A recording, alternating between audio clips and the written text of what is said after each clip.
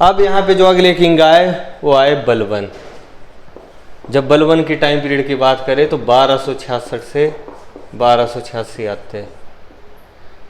अब बलबन जो था किंग बन गया। इसने अपने आप को सेफ गार्ड करने के लिए, अपने आप को इसने सेफ गार्ड करने के लिए जितने भी इल्तुतमिश के फैमिली के मेंबर थे उन सभी को मार दिया कि कोई ऐसा ना बचे कि जो बाद में बदला लेने के लिए मेरे ऊपर अटैक कर देगी और मेरे हाथ से जो है क्या चली जाए, दिल्ली सल्तनत का साथ छूट जाए। तो इसलिए जो था बोला जाता है 40 चोलंगना करके, मैंने बोला था तारीख चुलंगना,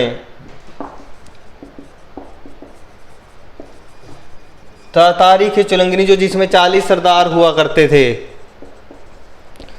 इन 40 सरदारों में से जो था बलबन भी उन्हीं के बीच में से था। ये जो थे डिसाइड करते थे किसने किंग बनना, तो सम जो बलबन था वो भी इसी का ही मेंबर था। अब बलबन ने आते क्या किया, अब बलबन ने आते ही जो है मिलिट्री और 2 डिपार्टमेंट हुआ करते थे, मिलिट्री और फाइनेंस। मिलिट्री और फाइनेंस को जो है 2 पार्ट में डिवाइड करते हैं, इकट्ठा था। अब इसने मिलिट्री डिपार्टमेंट को नाम दिया दीवान-ए-आरिज और फाइनेंस डिपार्टमेंट को नाम दिया दीवान-ए-विजारत।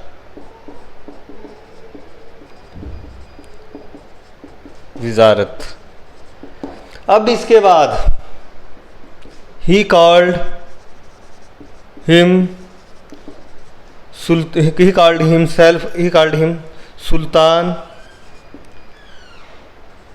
एंड रिप्रेजेंटेटिव ऑफ गॉड, कि जो अर्थ के ऊपर जो है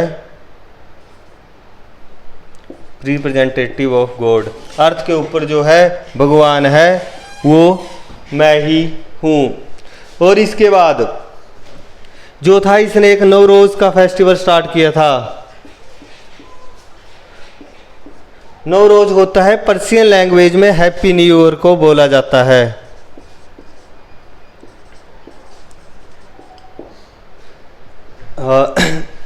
पर्शियन लैंग्वेज में नवरोज को हैप्पी न्यू ईयर बोला जाता है। ये 25 मार्च से स्टार्ट होता है, शायद 25 मार्च से स्टार्ट होता है। इसने और एक सजदा और पाइबोस सिस्टम भी स्टार्ट किया था, सजदा और पाइबोस। इसका मतलब होता था जो सुल्तान होगा उसके पैर चूमना और झुक के जो है उनको सलाम करना। और जो बलबन हुआ करते थे उनको एक टाइटल दिया गया था, जो इनको टाइटल दिया गया था जिल्ले इलाही।